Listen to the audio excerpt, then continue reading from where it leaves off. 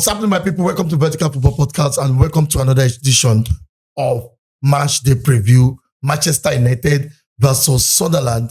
With me, I have Segun to analyze this. I know that Manchester United is at Old Trafford as usual. Segun, how are you doing? Great to be here. Segun, how are you doing for real? I'm fine. What are you going to tell all Manchester United fans about last week? And so last week, I think we analyzed the 5 things. It was a very painful loss. Yeah. I think for most part, the 3 goals came from individual mistakes. And so for me, it's just like, it has happened. Let's move to the next game. So, but I know that a lot of Man United fans are emotional. Yeah. And that's normal because when your team loses, you're emotional. When there's an opportunity for your team to go second game in a row and you lose it like that, they're emotional. But for me, I'm a fan, but also we have to do the work of analysis. And so emotions will cloud your judgment. So you have to just focus. Okay, Segun, real quick. What are you expecting from Amorim against Sunderland? Yeah, so it's Old Trafford. And so far this season, we've had decent performances, not good performances, but decent performances at Old Trafford. So I expect that we'll be on the front foot. Okay. I also expect that we tidy up the mistakes we made against Brentford because this Sunderland is also a very, very intense side. Intensity. And the way Amorim approaches the game is that he wants to dominate. Yeah. He wants to play a high line. He wants to play in the opposition's half. So I expect that, he's going to want to do that again. And I expect that Sunderland also will be looking for transition moments to hurt Man United. So he has to train the players to be focused, to be concentrated. And I like what Matias De Ligt said because that's what we also saw in terms of Maguire wasn't focused. He wasn't, concentrated. And everybody needs to be focused in that game. But he wasn't pointing to Maguire though, but he was just saying randomly. Yeah, definitely we're not pointing to Maguire, but we that understand the game, when we saw it, we knew exactly what he was talking about. Okay, Segun. Brentford and Sunderland do not have the same style, but there's one thing about team like Sunderland. They want to go on a low block. Yeah. So what do you think Amorim should do different this time? Because the last thing that played low block because punished us on transition. Yeah, what do you think he should do? Yeah, so I think it's not just necessarily about because for a top team, one of the things that will happen when you become a top team, that's what we are trying to be, is the fact that most teams will play low block against you. Yeah. And I've said it that the teams that win the Premier League are teams that can easily beat low block teams. Yeah, that's true. So for me, it's going to be a normal test. It's something that is going to always happen. But I feel what we should just do, and we should not do well against Brentford, first of all, is our rest defense has to be far better. We need to, and I think Maguire should be dropped from the lineup, obviously, because he affected that rest defense. So the rest defense should be sharp, should be at alert to take the right decisions in a split second, because the Premier League is the toughest league in the world and decisions need to be made quickly. Yeah. So I think he has to do that. Then also, we also have to make sure that in the game, which we did not do against Brentford, in terms of we need to, centrally in the midfield, we need to push our players up. Yeah. We need to have that aggression. We had it for most part of the game this season. Maybe. But again, we had it for most games, if you're being honest. But yes, man, I know against Manchester City after the first goal, the drop and everything. But against Brentford, we need to we needed to push our players up. And I think the midfield did not do that. So I think if they can also improve that and reach Old Trafford, the fans are there to help them. Push your players up and things will happen. Okay, and we want to quickly talk about our attacking options. Yeah. These are fantastic players. We see Mbeumo, Kwa, sometimes Mount, what's his name, Sesko. These are guys that knows what they are doing. But of recent, against Brentford especially, the chances created was not that much. Maybe because the team were doing low block. But this time, we are going to be facing similar situations. What do you think your opinion now, that Amorim should be telling players like Mbeumo, and even, what's his name, Sesko in this match? So I think the fact is you have to be patient, as you said, in terms of if you want to play low, if you're playing against a low block team. Yeah. But also you have to be wise in terms of when to make your passes. Yeah, exactly. And the areas to make your passes. And I felt against Brentford, we made some passes in the pressure points, which made it very easy for them to counter-attack us. So we have to also be patient in where we pass the ball. Yeah. And I feel also we need to sometimes take risk.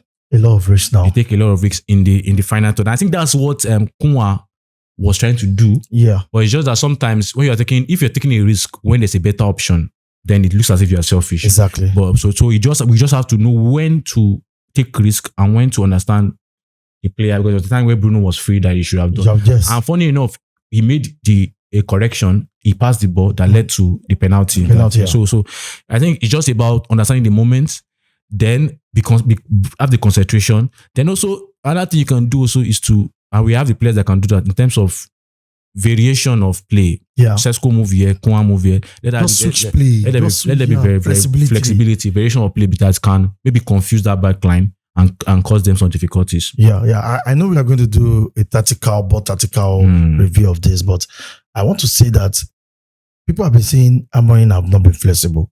But for me, I've seen a lot of flexibility.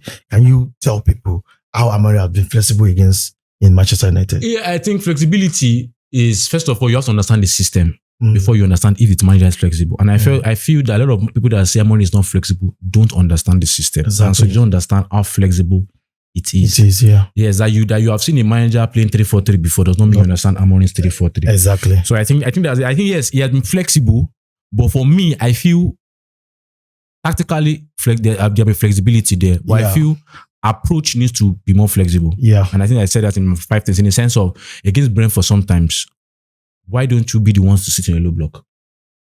Yeah. I know people will not accept that because, for example, my own objective if I was the manager of Man United in that Brentford game, even before the match, I was saying it. I think I said this in a preview, that you have to be wise.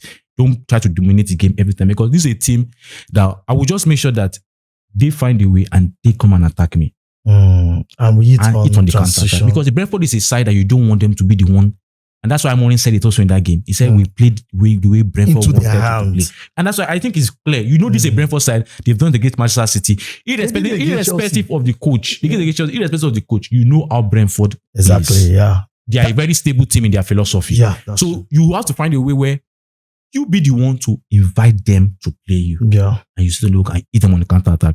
And funny enough, we did not do that. And even though when we're going to play the high line and keep them, you have to also be very careful that in the rest defense you don't make mistakes, which we made mistakes. So I feel, but against Sunderland, it's Old Trafford. I don't expect us to defend at all. But also I feel we should, if we are able to get a goal early on, we should choose the right moment to kill the tempo of the game. Exactly. And manage the game when we are ahead.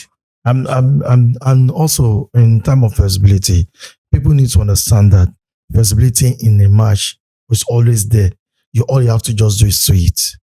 When you take away the emotion, it's good to be emotional. Your team is losing. But when you take away the emotions, you start seeing clearly. And what you see clearly is that you will see that there's a lot of players in that team that are actually playing differently from the way they are playing before. Yeah, but we constantly will not see it until you start winning. Until you start winning. The moment you start winning, then you will see the Mbeumo move. You will see this Sesko move. In that match especially, you will see how flexible those three were. Who have Sesko and Mbeumo. You see how fluid they are. I think when they start winning, people start seeing. Now, Segun, first 11. Yeah, so first 11, I think first 11 is necessarily straightforward. Same first 11? No, not straight. Not the same. I think you want to start with remove Maguire. Bayinder's stats. As usual. Bayinder's stats. I felt he was decent against Brentford. And come to think of his Segun, I see a lot of fans criticizing Bayinder, really. You know, the fact is when you lose, everybody you have to blame everybody. Everybody need a scapegoat. Yes, but it's normal. But the fact is, he was decent. I'm not saying he was good. He was decent. But the fact when you also concede 3 goals, people are like, but we also know the Bayinder is not David De Ligt. Yeah. So that's another thing. And I think Bayinder starts a goal again. Yeah. I feel sure. I feel Matias De Ligt, we were much more better, except from the third goal when De Ligt entered. He was able to deal with Igor in terms of on the rest. And that's what we did against Arsenal. And that's what we did against Arsenal. Exactly. So I feel we tried that experiment with Maguire and we learned our lesson. And so we definitely Euro starts this game. And Dogu in the left wing back, Ahmad in the right wing back, Bruno Casemiro in the midfield. So is Ahmad fit? Is he psychologically fit to start the match? I hope he's psychologically fit. We need him because he helps our attack really. And this Old Trafford, we need that. We need that man. We need that man. So I feel also I want to say. Are you going with the 3 front line, Sesko? Yeah, I think I like what I saw from Sesko. Yeah. And I feel he has gotten his first goal. Tenacity. Yes. Always and also not giving up. the ability to push us forward, even though the final passes were not really there in that Brentford game. But I like that there are different variations, dropping deep, carrying the ball, push forward, which he can do that. So I think I like that. And I believe you just have to give it a run of games now. So I feel Sesko, Mbeumo and Koa. So Maguire is out. Maguire is out. Okay. What do you think will be the scoreline? Or not scoreline? Do you think Manchester United will win this one? I hope we win. Why using the why not? No, I hope we win because one thing about the game is that you can get everything right tactically, but also we have to understand that football is in moments, and we saw that against Brentford. Moment. So I want us to win because this is Old Trafford. Okay. We're having issues away. Old Trafford. We've played 3 games in Old Trafford now. 3 games in Old Trafford. We played Chelsea, we played Burnley, and we played Arsenal. Yeah, and it was decent enough. And at least we those 3 games, we can say we should have gotten all 9 points. Yeah, because Arsenal game we played well. Even though Burnley game we struggled at some point, but we ended up winning. Chelsea's game, red card helped us. We end up winning. No, it helped us because when you have a red card, at least for the first half, we're able to get 2 goals in. So I expect that we win, but I think for me it's just. Let's stick to the basics. Let's understand how to manage the game better when we are ahead. And I think Amorim's substitution can be better too. Yeah. I think I'm better, and I think also putting Kobe Mino in that game against Brentford, I feel it's the result of the pressure that fans are. It was risky. It was risky. And funny enough, when I was watching, when I was watching with my brother and they put Kobe Mino in, I said, "This is a mistake." No, you don't put Kobe Mino against Brentford. But Segun, you know one thing that I won't really blame Amorim too, because when you look at how Kobe Mino, because he keep on saying we don't see the training. He saw the training. He wastes too much time on the ball. Yeah, he saw the training, and he said it in his interview with Werner Griffiths that he saw these guys in training. He saw these guys in the training, and they perform amazingly. Yeah, that's why I tell you that United. That's why I think I mentioned it before the season started that a United side, and when we were like, "Oh, we are back after the preseason," I say United side when there is no pressure, they perform. And United side when there's pressure is different thing. Yeah, so that attribute of being yourself, expressing yourself in the middle of fire.